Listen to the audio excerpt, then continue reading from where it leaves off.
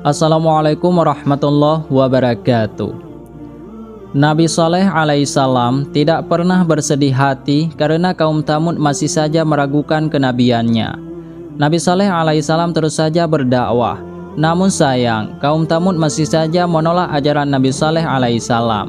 Mereka bahkan meminta Nabi Saleh alaihissalam membuktikan kenabiannya. Mengutip buku Kisah Teladan 25 Nabi dan Rasul oleh Umi Ainuha, Nabi Saleh alaihissalam berkata, "Baiklah, aku bersedia menunjukkan bukti kenabianku. Tapi dengan satu syarat, setelah membuktikan kenabianku, aku meminta kalian untuk beriman kepada Allah Subhanahu wa Ta'ala." Nabi Saleh alaihissalam pun segera berdoa kepada Allah Subhanahu wa Ta'ala, memohon petunjuk dan pertolongan. Melihat kekhusyukan dan ketulusannya, Allah Subhanahu wa Ta'ala mengabulkan doa dan permintaan Nabi Saleh alaihissalam. Setelah berdoa memohon pertolongan dengan khusyuk, Allah Subhanahu wa Ta'ala berkenan mengabulkan doa Nabi Saleh alaihissalam. Seketika itu, Allah Subhanahu wa Ta'ala memerintahkan Nabi Saleh agar memukulkan tangannya ke atas permukaan batu yang ada di depannya. Maka muncullah seekor unta betina yang sangat besar dan gemuk. Kehadiran unta yang secara tiba-tiba itu membuat kaum Tsamud terkagum-kagum. Sebagian orang yang melihat pemandangan tersebut langsung beriman dan menerima ajaran yang dibawa oleh Nabi Saleh alaihissalam. Namun bagi sebagian kaum Tsamud lainnya, yang ditunjukkan Nabi Saleh tidak jauh-jauh dari permainan sihir untuk mengelabui mereka. Sebagian dari kaum Tsamud itu tetap bertahan pada kekafirannya dan menolak beriman kepada Allah Subhanahu wa Ta'ala. Nabi Saleh alaihissalam pun berkata seperti yang termaktub dalam surah Hud ayat 64. "Dan wahai kaumku, inilah unta betina dari Allah Subhanahu wa Ta'ala sebagai mukjizat untukmu. Sebab itu, biarkanlah dia makan di bumi Allah, dan janganlah kamu mengganggunya dengan gangguan apapun yang akan menyebabkan kamu segera ditimpa azab." Semenjak kemunculan unta Nabi Saleh alaihissalam, kebutuhan susu kaum Tsamud dapat terpenuhi. Mereka pun hidup dengan makmur. Kaum Tsamud tidak perlu lagi memikirkan bagaimana mendapatkan susu, karena unta tersebut telah memenuhi kebutuhan kaum Tsamud.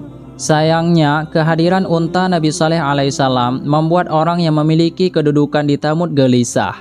Mereka takut jika semua kaum Tsamud terpengaruh dan mengikuti agama yang diajarkan Nabi Saleh alaihissalam. Kemudian mereka memakai berbagai cara untuk menyingkirkan unta tersebut. Pada suatu malam, para bangsawan berkumpul untuk merencanakan pembunuhan unta Nabi Saleh alaihissalam. Salah seorang janda bangsawan menawarkan dirinya dan salah seorang putrinya sebagai hadiah bagi siapapun yang mampu menyingkirkan unta Nabi Saleh. Dengan adanya hadiah tersebut, dua kaum Tsamud, Gusdar dan Musadda, bersedia membunuh unta Nabi Saleh. Akhirnya Gundar dan Musadda berjalan menuju kediaman Nabi Saleh. Mereka berdua ditemani oleh 7 orang pemuda lainnya. Mereka sembunyi sembari terus mengawasi gerak-geri unta Nabi Saleh. Saat unta itu berjalan menuju bak minumnya, Musadda memanah betis unta itu dan ia tersungkur. Setelah unta tumbang, Gusdar menikam perut unta Nabi Saleh alaihissalam dengan sebilah pisau. Unta itu mati dan membuat Nabi Saleh bersedih juga marah. Maka mereka menyembelih unta itu. Kemudian dia, Saleh, berkata, "Bersukarialah kamu semua di rumahmu selama 3 hari. Itu adalah janji yang tidak dapat didustakan." Quran Surah Hud ayat 65. Ancaman Nabi Saleh alaihissalam pun terbukti nyata. Pada hari pertama, kaum Tsamud menemukan wajah mereka berwarna kuning. Hari kedua, wajah mereka mendadak berwarna merah. Kemudian di hari ketiga, wajah mereka menjadi hitam gelap.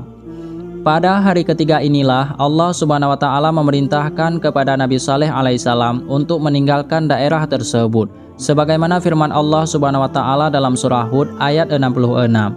"Maka ketika keputusan kami datang, kami selamatkan Saleh dan orang-orang yang beriman bersamanya dengan rahmat kami, dan kami selamatkan dari kehinaan pada hari itu. Sungguh Tuhanmu, Dia Maha Kuat, Maha Perkasa."